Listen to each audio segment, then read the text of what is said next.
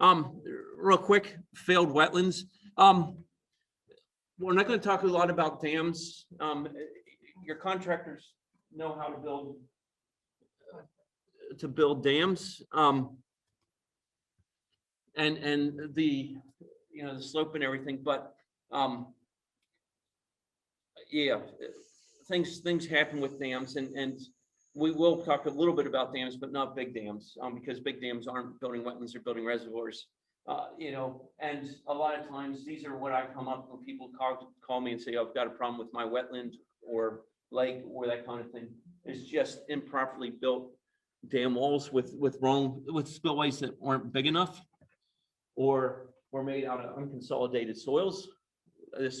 These soils had a lot of gravel in, but it was a loamy soil too, and washed out after a few years. It doesn't help that livestock ran in and out of it too. Again, improperly maintained dam walls or spillways are a lot of the reasons for failures. Again, this isn't a dam, but this wetland was created, but the spillway jams and water's poured out of here and started eroding there and drained that wetland out.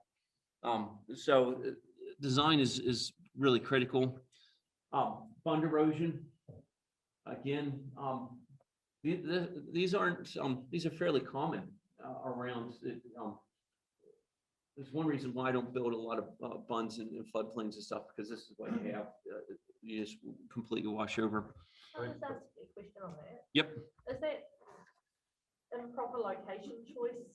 Yes, this one here is improper location choice. This was on a floodplain, and literally when it's in a floodplain in a diked area, so the flood flows were great, and we constantly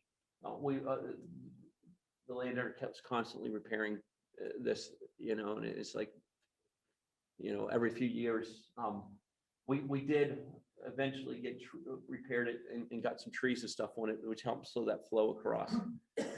But it wasn't ideal. That's right. Yep. And that's the problem was the spillway wasn't designed right. Okay. Wrong technique. This one here, they tried to restore the dam by just putting it's in a dock reserve, by the way. They just put a bunch of logs in there. Originally, there was a board across here that they were fastened to, and over the years it just fell apart. It did hold water temporarily for a few years, but then it just completely disintegrated and was draining the wetlands. The wrong place. This guy came to me, he says, all my wetlands drying out. He had a nice little dam wall there, but he built it right in the middle of an active stream, and again, I don't like putting wetlands in streams, although we're going to put a few by the stream today.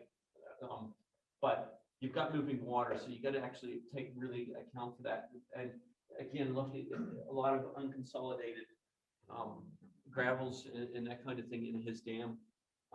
It shouldn't have been done to begin with. And I told him that, I wasn't going to touch it because it would keep failing. Failed culverts. Generally, I don't use culverts in a lot of my wetlands because they either get clogged up with vegetation, or the new culverts aren't too much of a problem because they've got the ridges on, so you don't get the water flowing in and creating little channels along the culvert. But I've replaced so many culverts in New Zealand over time because of failure. Another issue there too, of course, is fish passage. That's right. Yeah. We need to be aware of new legislation. Yep. Yeah. And yeah, we'll have a chat about fish passage there. Interesting. This one was just sent to me. This was a fairly new one. And I've had a chat with the guy visiting the wetland. I haven't been onto the wetland yet, but it held water for a year, and now it's completely dry. Well, not completely dry, but it's drying out. And what we've come to the conclusion is that there was a tundra in the middle, and he put a bund over here to hold this wetland, but more of a lake than a wetland. But he didn't key it in well. So he didn't cut into the soil and put a nice key in. And the roots were going under the bund. And when that died, those roots started rotting and the water just tunneled through and underneath. How do you fix that without replacing the whole bund? You probably can't. Interesting one. This one was south of Christchurch. So this was a nice little wetlands, with a little natural bowl wetlands. The farmer drained it. He came in with a digger, drained it. The council came in and took him to court for draining a wetland. He'd already fenced off. I don't even know why he drained it. You know, it was fenced off and everything.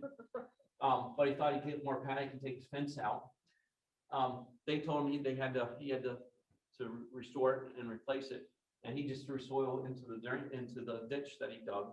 And unfortunately, he did it improperly. So it's constantly, the soil's not compacted, so it's just completely draining that wetland. Just an add-on to that, if you don't mind me saying. Yep.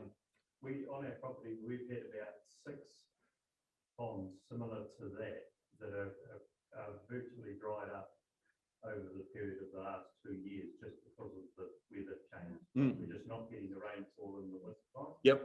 And sometime we're getting evaporation. So, you know, you just got to let nature do its thing as well. Because, Yep. you know, the next 3 years or 4 years, everything might fill back up again and just carry on. We've got ponds like that all over our property that have held water. Yep. Forever. Yeah, but this one's leaking. Oh, yeah. Yep. And the other one is breaking the wetland seal on a natural occurring wetlands. This was a naturally occurring wetland, and the guys wanted to dig it out a little deeper for duck shooting, and broke that seal, and it doesn't hold water anymore. You know, so you know that's why you got to be wary of digging in natural wetlands because of those seals. He hasn't fixed it yet. I've recommended a few things to try, but once it's broke, it's basically got to let nature take its place and let it seal itself again. It will eventually seal itself.